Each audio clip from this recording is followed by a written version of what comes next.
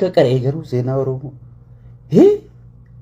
Anka gudiina ta'e, ka ajaa'iba na ta'e, eessatti kakare warri waa barreessu dhaqaa seenaa Oromoo irraa barreessaa dhugatti. Nama bareentu jaamuutu iltiraa jira. Milaal doofaa, doofaa doomaadha uggii jennu waa takka isiniin galu bar. Tulluu guulessoo malee kennaati, jijjiga soo malee kennaati, muyyaalee soo malee kennaa, gurraa dhaamolee soo malee kennaa, baale si gale. Gurraa dhaamolee soo malee farramaati. Asiin maal siin jaa? Asiin maal siin jaa? Bar waan boora na jaamu tokkootu iltiraa jira. Maashaa Allah. Yoo seenaa Oromoo nama qorate gaallichi. Ammas wayii wanta ta'e hayilee fidaa qubee fide. Nuti hayilee fidaatiis nuuf tokko Oromoodha. Hayyuu Oromooti. Shimman Rashaadiis nuuf tokko hayyuu Oromooti. Garuu dhugaan jirtu viidiyoo miidiyuma OBN inni irra taa'u kana gaafa wayyaaneen harkaa qabdu san Shimman Rashaad irra taa'ee exactly miidiyuma inni irratti akkas jedhe. Maquma jijjiirame malee miidiyaan hin jijjiiramne bara. Televiziyoonuma boqqolloo kanarra taa'ee Shimman Rashaad, Kabiir Abdullee, Kabiir Muhammad Yaayaa si gale. Dhalataan carcaritti jedhee inni dubbatu si gale. Televiziyoonuma inni irra taa'ee hayilee fidaa jee kanarra taa'eeti qubee kana jedhamtu naa uume si gale. Kana hunda nu barsiisaa ture. Kana hunda gaamee keessa babaanii ilaalla si gale.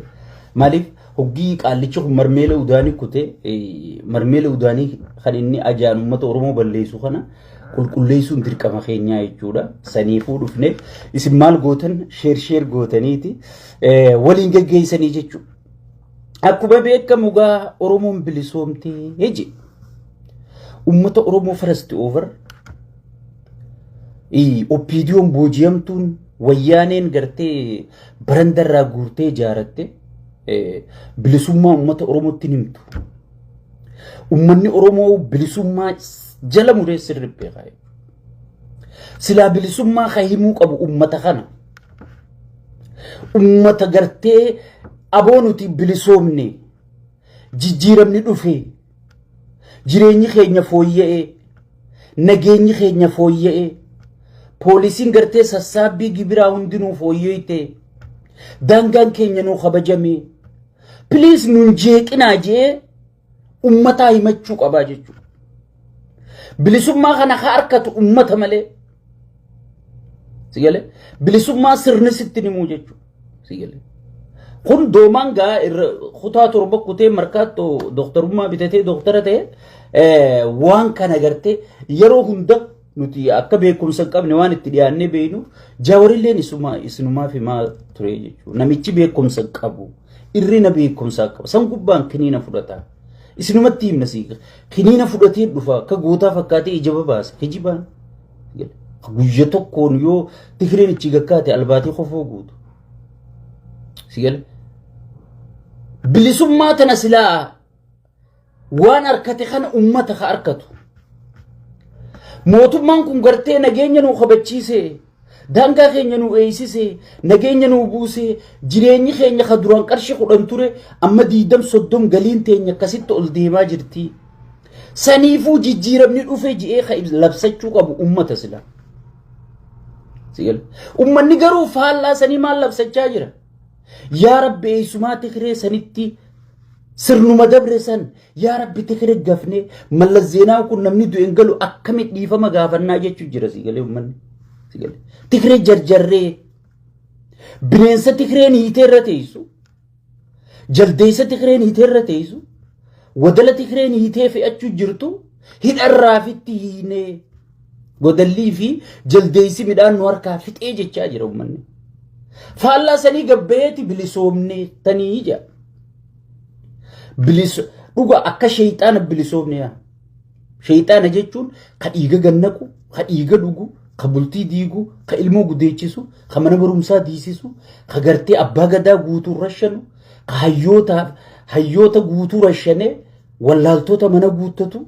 Sigale ka dardarri dalagaa dhabee gartee kara Suudii miilaan osoo deemuu qurxummii nyaatamu.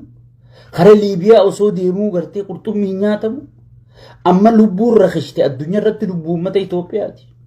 Oromoo qofa osoo hin ta'in sabaa sablammiitti kira qabi Oromoo Affaar Kambaataa Walaayitaa warrachi keessa jiru kanaa lubbuu uummata Itoophiyaati tarakkiste.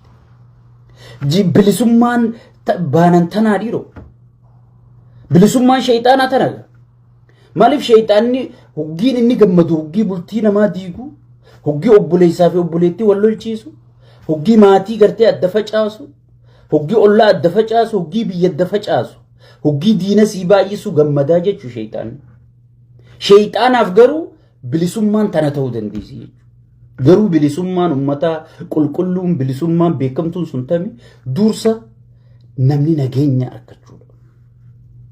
Sigalee nageenya argachuu bilisummaan dura wahuma qabdu sanaa nyaachuuf kan ichi kaayyatte wayin bitattee uffachuuf tan dhalte barsiifachuuf tan horte gartee itti fayyadamuudhaaf nageenya argachuu qabda.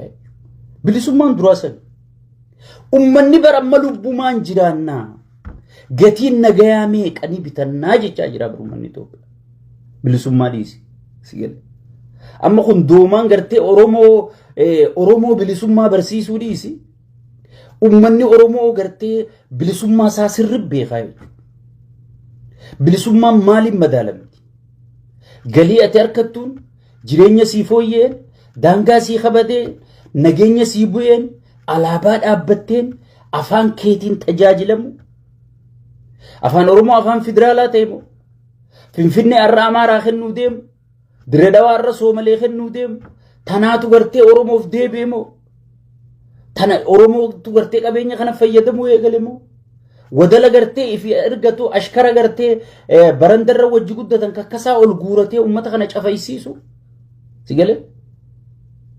Malee bilisummaan Oromoon harkatte tamime. Mee takkanaa himi gaafii Oromoo tan inni deebise takkanaa himi. Osoon jijjiga namaa harka jirtuuti Eertiraan teetii jaa. Bar namichi diina uummata Oromoo guutuu marsee Oromoo guutuu ayroonnaan waan uummanni Oromoo kun godhe qaallichi kun gaafa du'ellee akka sabni Oromoo kun nagaan arganne akka Oromoon gartee gaafa akkasii amma uummata Amaaraa kana maaliif wal amanuu dadhabnee akkana wal maddiyaan waan mililik dalageefi bir.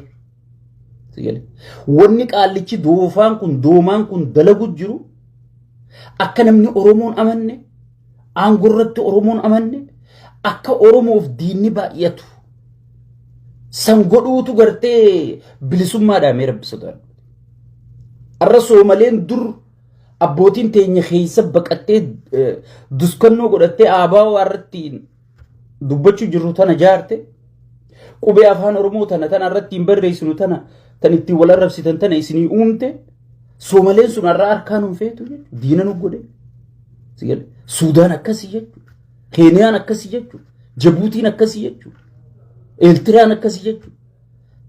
Keessoo gartee Walaayitaa fi Kambaataa fi namni hundummaa sodaafuusa malee yaa'oo duraayyoo Oromoon nagee harkattee bar sabni guddaan lafa qabatee nullee nageenyaan nuu bu'a jennee yaadne idaan uummata nagee buureessu jedhanii akka Oromoo yaadan akka ganaafillee Oromoon aangoo dhufuu hin dandeenye akka namni saba guddaa kanarratti abdiin horan namichi kun san dalageeti seenaa saba kanaa balleessu jira moo? Mee Oromoof hojjechuu jira jara keenya ilaala. San gubba yoom san qofa keessa Oromoo caccabsee jechuudha. Waan amma dirqiidhaan wali suphu jiru tan baruma tokko dura namni kun mana Abaluu, mana Arsii, mana Harargee tiktookuma bar lafa seete tiktokuma mana Arsii dayta, mana Harargee dayta, mana Wallaggaa dayta, mana Walloo dayta waliin jechuu eegalee jechuudha. Ummata eengadda waliif du'uu ture wajjin du'uu ture. Ummata abbootiin isaa Harargee irraa ka'ee Baaleetti dhufee wajjin qabsaa'uu ture. Baalee irraa ka'ee haga gartee Khamiseen baatutti Walloo Wallaggaan wal keessa deemee waliin labsee wajjin qabsaa'uu ture afaan godhee jechuudha. Dura keessa Oromoo caccabsee yoo shawaa bira dhufe hayi isinii baalagisi jedhaniiti barra namni isinitti akkana godhataa isiniitu qabeenyi horate abiyyi isin fayyada jedhanii nakka'anii wayan isinii jechaan akkana ja'aa si gale hoggii wallagga bira dhaqe bar isinii biiroo guute wallaggi nama barate bakkayyuu isii jira jedhanii anduu bakka miin godha isiniif jechaan gaafe gatii kafalu jira ja'an si gale yoo jimma bira dhufe an ilma keessanii an akkana ammaarreedha ammii tirkishoo yoo arsii bira dhaqe bar adaamaa isinii guute jedhanii maarree jedhanii shawaan tun isiniin feetu wallaahi waanii nanaasa utana guutuu qaallicha kana haasa si gale akkana jeenna oromoo guutuu wal shakkisiisee fixe awwaluu abdiitiif ishii mallis waliin dubbisanii bar amma wajjiin dalagan si fakkaattee awwaluu waan birootti hima shiballisitti waan biroo hima adaanechitti waan biroo hima alamuu sime waan biroo himaa jechuudha keeysoo isaa tanaa'u caccabsee fixee jechuudha doofaan zigale bar namni bakka irraa dhufe tana jabeeffateeti gaachina godhatee silaa bakka biroo deemaa bakkuma irraa dhufe tanaa'u daakee fixee jechuudha zigale hagat akka gartee sangubbarraan koominiitii biyya alaa tana ta oromoo tana zigale sakkareeyyaa fi gartee faarsee bulaa kana gadhiiseeti zigale dachiisanii kana maal jeeti waadaa minaalbaataa zigale allahu alam katabbii dhadhaa dankale zigale dhadhaa tokko dhufe biyya teenya allahu alam jedha nama na nyaatu rabbii beeka jechuudha zigale gartee durummaa allahu alam waada seeneetiif zigale koominiitii oromoo biyya alaa tana caccabsee fixe zigale haga kunoo oosaa birrii kafaleefi zigale oosaan ka oromoo kun maallaqa fudhatee jiran zigale ka amaaraa beey maganjee jalaatiti haga asitti gartee koominiitii oromoo hunda caccabsee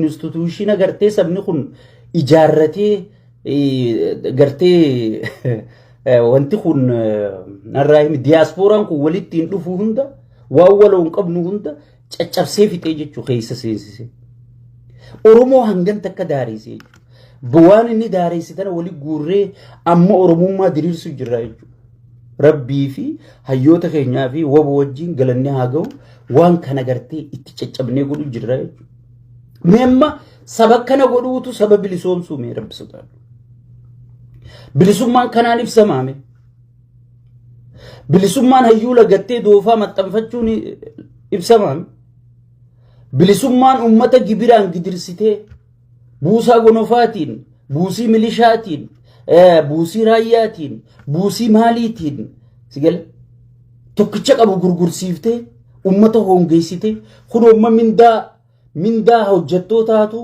guutu ummata irra dabalu yaani jechuudha mindaa duraan mootummaan kafaltu bulchaa godinaatiif si kafala pirezidaantii si kafalaa fi jechuudha sigale mee bilisummaan kanaa oromoon kanaaf qabsaa'e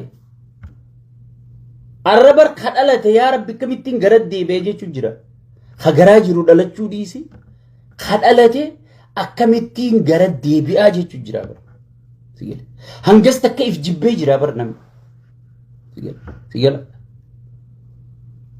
gowwaan udaan garaa ulfaatu gartee humna siyaa jette oromoon inni bakka ifii nyaatee quufee arabi emireet gartee baalee fi harargee kan hunda gurguree fi private jetii kennitee fi kanaan sosso'a namicha dheengadda harree oofu ifii bilisoomee waan namni hundi bilisoome siyaa jechuudha bilisoome siyaa jechuudha bilisummaan garuu kanaan hin ibsamtu jechuudha bilisummaa aadaan ta'e guddaan kee keessa kabajaan qabne abbaan gadaa keessa sirraa rashana namoota gariin harkaan ka goobana daacee maarreeyyuu goobana daaceetii fi inni abbaan tokko adeero ilmaan mililik ijoollee mililik kaduutee fi kajiruu wal galatoonfachuu jira goobanni daacee bar ka gadaa diigee isa ka dhufee gadaa rashan yoo eenyu abiyyimi obboleeyyan lamaan ka hangafaatiif ka qotisuu yoo wal galatoonfatan isin maal sapiraayis taatan meenaayima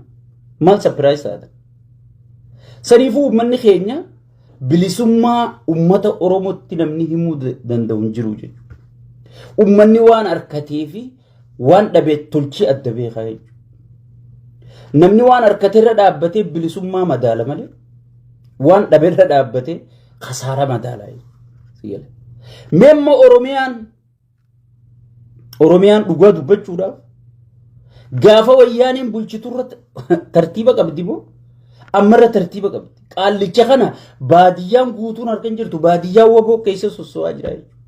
Namicha bakka dhaquu barbaade helikoophteraan dhaqee waraanaan naannoo sammarsee sigalee fira milishaa kanaa fi fira kaabinee kana walitti qabee akka waan uummata keessa deemee uummanni hundi isa jaalatu gartee itti horiyaa jedhaniin beekaa. Ijoollee kaabinee tanaa fi beera kaabinee kana wayaa bichuu jedhaniiti beerri kaabinee kana achirraa masruufni isaanii saffaramaa fi itti horiyaan sigalee bakka uummanni kan jaalata. Naamiin sakkareeyyaa fi faarsee bulaan kun biyya alaa tattaa'e. Hunoo laalaa gaa dhugaa lafarra jirtu wanni kaabbutaa jaanfaan kijiba uummanni kattiisa jaalata wayi jaansi galee. Diraamaa kana hunda uummanni harka baree jira. Saniifuu uummanni keenya yoo irraanfattan malee sigalee waan kana dursinee isin himne jechuudha. Dursinee isin himne. Namtichi kun Bahardaar baatii takka ozoon hin geenye hoggi sadiitti deebi'e Bahardaaritti. Sigalee wanni inni goobana juuf sirni darbe goobana daacee lubburraa jaalatan. Maaliif jaalatan? Ka abbaa isaaniitii wajji Minilikii wajji dhaabbatee Oromoo cabsee kasaaraa har'a Oromoon keessa jirtu tana namni gartee lafa kaayee goobana daaceeti jechuudha. Warra gartee Itoophiyaa nu jaarejuu kana warra Itoophiyaa nu gadhaabe aadaa teenyaan bulu qabdi nuun bulu qabdi jee dhaadatu kana namni akka mataa ol qabatan godhe goobana daaceetii jechuudha. Warra sanbira dhaqeeti waan isin barbaaddan hunda isiniif hin godhaa jira. Piliis na deeggaraa jee miidiyaa isaaniirra dhaqee namni jalaa dubbatu dhabame. Beeyma ganjanii kushaasha nuti waan ati taate nu si beeyna dheengadda fuuteeti hiree amantii takka ollaa takka naannoon keenya walitti aanu ka amantii takka wajjin waaqa tokko ortodoksii takka jalatti waliin hoogganamnu wal nu ficcisiiftee wal nu qalchiiftee wal nu gudeechiftee lamuu nutti hin deebi'u jedhaniiti jalaa didan. Utaaleeti gartee eega jarri jalaa didan OBN irra dhufee jechuudha. OBN irra dhufeeti maal je seenaa nu barsiisuus. Bari nama Boorana jedhamuutu wanta jira wanta bulchuu ture Eeltiraa bulchuu ture. Amma maal godhuu deema way edaan boo tikraa Eeltiraa nu teenya jee akka uummanni Oromoo hooy jee jala qabu ummata Oromoo keessa gartee onnee kaasu yaa siyaasaa nama beekta maashaa Allah. Eessatti kan baratte siyaasaa jabduu ummata kaafte kaa onnee ummataa kakaafatte kaa ummanni si jala kee kaa maashaa Allah. Ummata aboonuma dammeeyfatee bar ummata way wahuma qaban nama kaan jettee anjaartii si galee wahuma beeytu dubbatte si galee. Wahuma beeytu dubbatti waan hin beeyne silaa isaa fidde akka beekanii mana eeganii janiin waan hin beeyne isaa fiddee dubbatta silaa.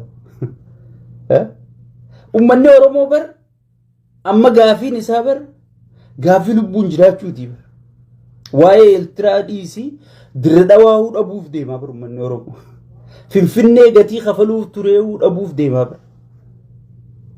Sigalee osoon jijjigaawuun dubbatin. Osoon muyyaaleen dubbatin osoon asoosaa dheengadda wallagga jala buluu turte tanan dubbatin nama birootii kennamte sigala osoo wallo guutuu ummata guutuu Oromoo fuudhanii namaa kennan wallo guutuu fuudhanii namaa kennanii bar lafaa fi ummatallee nu didee falmatee wallo teenye je'ee jala rarra'u jira malee wallo fuudhanii naannoo Amaaraatii kennanii bar sigala. Baale kana fuudhaniiti bar Soomalee kennanii gurraa dhaamolee faa guutuu ni beeytanii guutuu fuudheeti Soomalee kenna muyyaalee dabalii kana hunda akkasi kenna. Nuti immoo Oromiyaa jala kanaan ciraati haga tulluu guuleediin fuudhee kenneeti magaalaa Harar tana adaree xiqqoo Harargee keessa jirtu tana babal'ifadhaa jeeni lafa asii babal'isaa Oromoo asii buqqisaa xiqqeessaa. Oromoo maal jaa Oromoo hangaafte tana hay bal lafa takkaan dhagee haya baana dhageesse boo yaaboo lafa takkaa Eeltiraa keessa jira amma Eeltira godaanure Finfinnee dhiifnee Finfinnees dhiifnee Dirree Dhawaas dhiifnee waa hunda dhiifnee Eeltira godaannu yaaboo nama kakaafte kaa maasha Allah way nama kakaasuu nama beekta yaaboo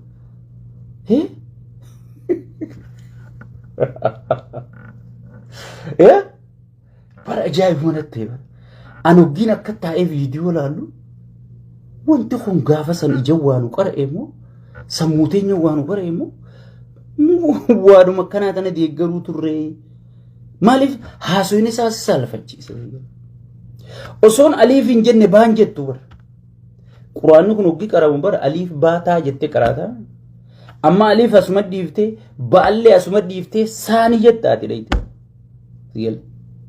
namni silaa gaafii qeeroon kumaatamnitti osoo nama waa beeku taate Oromoos kakaafachuu dhiiseetuma caljeetuma maal godhani beekta waan namnitti isaan qeequ tana firraa deebisee fixa hattuu tana fuudheeti gartee itti gaafatamummaa jala galchee ergatee immoo nama jibbisiisee yoo qaqqalee ugana namni hattuu sagalee ta'u hin jiru hattuu tana fuudheetuma itti gaafatamummaa jala galchee alaabaa Oromoo tana fuudhee caffee Oromiyaatiin lallababu dhiifama jee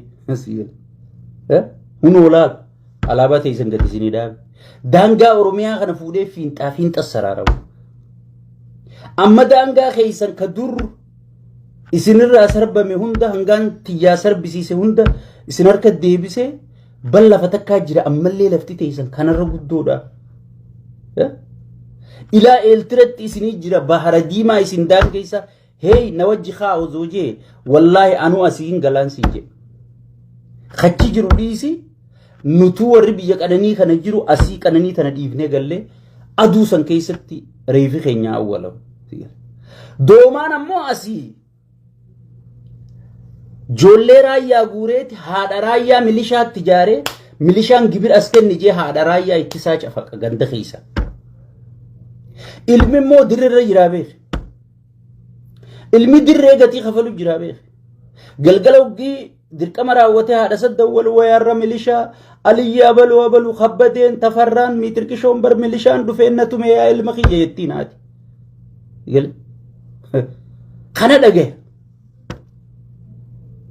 haadha raayyaa ittisaa asii boochisa abbaa raayyaa ittisaa asii boochisa daangaa raayyaa ittisaa amma ijoolleen Hararge irraa dhalatte ijoolleen Baalee dhalatte ijoollee Gurraa Dhaamolee dhalatte ta koofiyaa diimtuu uffattee deemtu jira ta Tulluu Gooleetti dhalatte ta Jijjiga dhalatte ta naannoo Harargee tan inni saamsisu jiru tan ta dhalatte ta raayyaa keessa jirtu jira yaaboo bara eegaati waraana kuttee yaaboo ati leenjirra jirta gaayii bar Soomaleen dhuftee Gurraa Dhaamolee illee fudhatte way Maarri illee fudhatte sigale jaanitti himan lafa ijoolleen tun irraa yaatee kursii isaa protect godhu jirtu tana saamsisaati sigale isin ammallee Eeltirumatti ol yaaja sigale dooma himaan beeku jechuudha sigale namni sila even warruma maatu magartee raayyaa ittisaa tanaafu kabajaa kennu qabaa jechuudha namni waa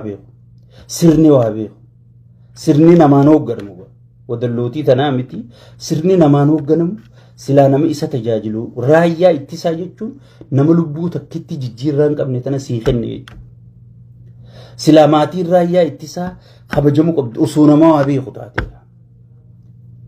tana hunda warra gartee waan kana godhu hunda xaraydee silaa gatteessiftee namni guutuun akkasii siidhumaa jechuudha nagamarraa asii Oromoo cafaysiisaa milishaarra jaartee cafaysiisaa gibiraan gidirsaa sigale buusii milishaatiin gidirsaa sangubbarraan yoom buusii milishaa itti xiqqaatte kaan shiftaa akka faqqadaa sanfaa itti jaartee barama faqqadaa maallaqa bakkaan gayatee Finfinnee taa'ee bashannanu jira mana meeqa jaarrate sigale kana hunda itti jaartee waboo gootee ummata zarafsiisaa sigale sangubbarraan tokkicha mirgasaa gaafate mataa keessa rashanaa jettee gartee qoree nageenya gaddabarsitee qoree nageenya nama isin afaan dubbate numa rashanaa jecha mee ummata kamtu sii dhaabbata osoo nama tokkootu Eeltiraa nama Boorana jaamuu bulchuu ture jettee dubbachuu dhiisi jannataatu eeltiraa jira osoo jette eenyuutu qawwee sii dhaabbatee sii dhabu. Amma ijoolleen dillii Tigreen dheengadda akkasii boojite namni 943 loluu jibbeeti si fakkaatte onnee dhabee si fakkaatte maal waan gatiin qabne maaliif dhumna jennamne harka ol qabu jira. Arrawoo boon kunoona jala seenaa laala akka wanni kanatti akka bishingaa kana walitti hammaaru jirti. Namni sirna kanaaf dhumuu hin qabu nuti itti himnee jira. Ijoolleen isin dirqiidhaan qabee milishaan isin geessu hoggii isaa wali qabanii makiinaanichitti isin buusan harkuma keessan ol qaba. Harkuma keessan ol qaba. Eenyu jecha gatii kafalta. Raayyaa ittisaa kadheen gadda si dura du'e. Kadheen gadda si dura qaamaa irratti. Bishooftuu keessatti girgiddaa jala rafu jira. Buraayyuu keessa khiraanchi hin deemeeti. Khiraanchi sanuu sadaqaadhaan namni biteetiif sigal tajaajila tokkoon alatti sadaqaa kadhachuu jira jechuudha. Harkirraa cite, ha ijji beeyte, ha miilli cite sanuu eenyuuf jecha kana taate jecha uummanni irratti tufaa. Namicha kanaaf namni gatii kafale tokko ha kabajaa qabu hin jiru. Ka isa gatii kafalchiise malee. Numarraa eegali, anuma fa'arraa eegali. Warra dheengadda asii nutti iyyaa ture afaan nu banaa tureetu arra isa bira kabajaa qaba. Nuti ha gatii isaa kafale dhiite. Akkasuma raayyaan ittisaati same thing. Namni diqaalaaf gatii kafale diqaalaan galatan beeytu ha gatii kafalchiise qofa kabajjisi jedha. Ansi himeetiin jira. Isni himeetiin jira. Saniifuu uummanni keenya ilaaf ilaamee mari'attanii dhaabbattanii noo jechuu qabdan. Nun dhiisanii maarreen tahanii calliftuus du'u jirtaa bara. Calliftuus hidhamaa jirtaa bara. Calliftee duuti sirraa oolte. Calliftee roorroon sirraa baate. Lakkaati calliftuu roorroon si jabaatti. Lakkaati sodaattuun duuti si baay'atti. Wallaahi osoo guyyaa isi milishaan ilmaan keessan qabuu dhufe takkaa ollaa keessan qabuu dhufe osoo bakka takkaa hoo itti jettanii sodaadha agartee jaldeeyyiin tun isinii gad hin deebitu jechuudha. Isinii sodaatu garti. Isinii hidhaa sodaatu garti. Wallaahi sodaattaniis bineensi kun sigale gabri akka dur gabroonfatu abbaan isaa gabroonfatu ture caalaa nama gabroonfata sigale. Waa takka kabajaan isin cal jettaniif isin arkachuu ta'isan hin jirtu. Sheekotiin manzaraatis bitamtee jirti. Qeensiin manzaraatis bitamtee jirti. Abbootiin gadaa wanni jedhamu hin jirtu abbootii garaa qofa. Sigal. Tokkoon jiru afaan qabsiisanii jira. Mee dubbadhu jedhanii. Sigal. Yoo sodaattaniitu makan akkatti cal jettanii ta'isan taate namicha kana gabbartan taate wallaahi gatii tana caalaa isin dhufuu ta'a. Dhumaatiin ganaan jalqabe. Yoo namicha kana daftanii bakka firraatti godhuu baattan booda warri haga warra rifeensa mana rifeensaa qabutti mana rifeensa dhiiraa cuftaniiti akka jirutti mana rifeensa dhalaa banuu teessan dhiirti xaragamtee dhumte. Sigale. Ansi isinumaaf hin booda dhalaanis isin hin oolu. Eega dhiira fixee booda isinitti deebuu ta'a. Sigale. Namichi daabloos jechuun irra macarrashaa sheexaanaa jechuudha. Hoogganaa guddaa sheexaana. Daabloos jedhanii. Wanni baharri dhiigaa hatti yaa'u kun isaafumaan godhu.